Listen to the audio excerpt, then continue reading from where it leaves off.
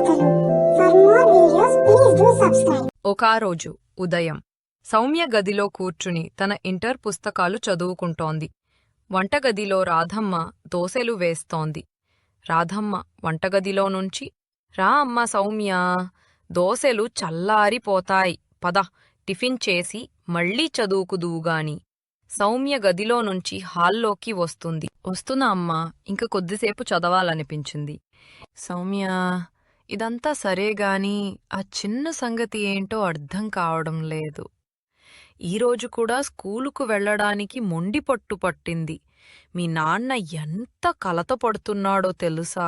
తెలుసమ్మా, ఇప్పుడే వెళ్ళి చూశాను.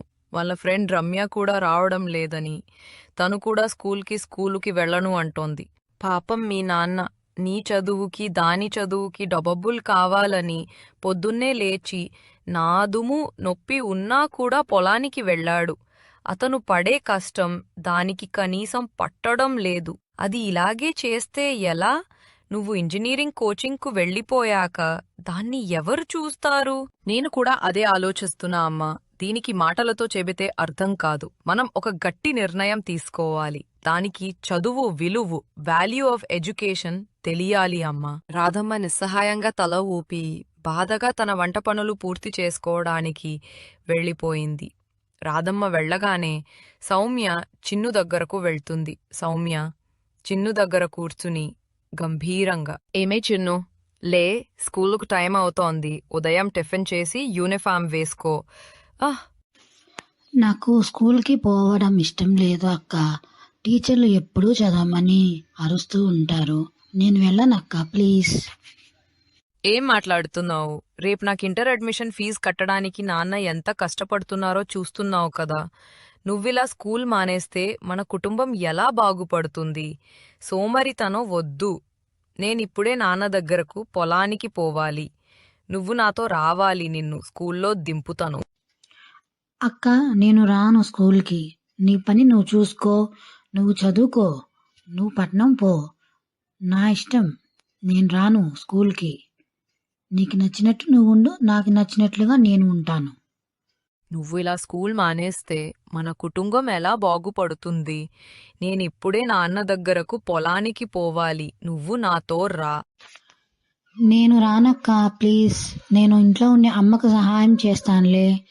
నువ్వు వెళ్ళు నాన్న దగ్గరికి. చిన్ను మొండితనం చూసి సౌమ్య అక్కడ్నుంచి గట్టిగా ఊపిరి తీసుకుని ఇంకేమీ మాట్లాడకుండా పొలం వైపు బయల్దేరింది. సౌమ్య పొలం వద్దకు చేరుకుంది. తండ్రి దేవయ్య నాగలి పట్టుకుని కష్టపడుతున్నాడు. నాన్నా, మీరు ఇటు రండి, నేను చేస్తాను. మీకు నొప్పి ఇంకా తగ్గలేదు కదా? వచ్చావా అమ్మా? నీతోడు ఉంటే నాకు సగం కష్టం తగ్గినట్లే. నా బంగారం నువ్వు. సరే, ఆ చిన్ను ఏమైంది? స్కూలుకు పోయిందా? లేదు నాన్నా, అది ఈరోజు కూడా స్కూల్కు వెళ్ళనని మొండి పట్టు పట్టింది. దానికి చదువు విలువ అర్థం కావడం లేదు. తన స్నేహితులతో కలిసి తిరగాలని చూస్తోంది. దానికి నా కష్టమంటే అసలుకేం తెలీదు. నిన్న రాత్రి కూడా దాని చదువు గురించి నేను ఆ అమ్మ గొడవపడ్డాము. నాకు చదువుకోడానికి అవకాశం లేక నాగలి పట్టుకోవాల్సి వచ్చింది. ఆ కష్టాన్ని నా బిడ్డలు చూడకూడదనే నా కోరిక. ఇలా చేస్తే ఎలా? అలా చీకటి పడ్డాక దేవయ్య మరియు సౌమ్య ఇంటికి వచ్చారు. మరుసటి రోజు ఉదయం, రాధమ్మా, చిన్ను ఇంట్లో ఉండాలనుకుంది కదదా? ఈరోజు నుంచి తనకిష్టమైనట్టు ఇంట్లోనే ఉండని. అయితే సోమరితనంగా మాత్రం కాదు. ఈరోజు స్కూలు మానేసిందందుకు పొలం పనిలో నాకు సాయం చెయ్యమని చెప్పాను. పక్కగదిలో పడుకుని ఉన్న చిన్ను తండ్రి మాటలు వినగానే నిద్ర లేచింది. నిశ్శబ్దంగా బయటికి వచ్చింది. నాన్న, పొలంకా? నాకు పొలం పని అవన్నీ రావు కదా, నాకు తెలియదు కదా. నేను ఇంట్లోనే ఉంటాను నాన్న, ఇంటి పని చేసుకుంటూ అమ్మకి సహాయం చేస్తూ. ప్లీజ్. అస్సలు కుదరదు. సోమరితనంగా ఇంట్లో కూర్చుని ఉండడం నాకు నచ్చదు. పొలం పని నేర్చుకో. నీ అక్క ఇంటర్ చదువుతూ కూడా మన కష్టం పంచుకుంటుంది. నువ్వులే, పారా పట్టుకో. నువ్వు సౌమ్యకు సాయంగా కలుపు తీయడానికి రా. చిన్ను సౌమ్య పొలంలో కలుపు తీస్తున్నారు. చిన్ను చేతులకు మట్టి అంటుకోవడంతో మొహమంతా చెమటతో తడిసి తీవ్రంగా అలసిపోయింది. ఎండ బాగా ఉంది. చిన్ను పార పక్కన పడేసి చేతుల్ని చూసుకుని ఏడుపు ప్రారంభించింది. అక్క, నా చేతులు మండిపోతున్నాయి, నడుం నొప్పిగా ఉంది, పార పట్టుకోవడానికి కూడా శక్తి లేదు. మట్టిలో పని చేయటం ఎంత కష్టమో ఇప్పుడే అర్థమవుతుంది నాకు. మీరు ఇంత కష్టపడుతున్నారా? నువ్వు మారితే అదే చాలు చిన్ను. రోజు స్కూలుకు వెళ్ళు బుద్ధిగా.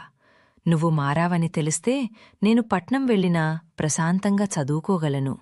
నీ చదువే మన కుటుంబానికి నిజమైన భవిష్యత్తు. ఆ ఒక్కరోజు పొలంలో పడిన కష్టం, ఎండదెబ్బ, తన కుటుంబం పడుతున్న త్యాగం విలువను చిన్ను మనసులో బలంగా నాటాయి. ఆమె సోమరితనం పూర్తిగా పోయింది.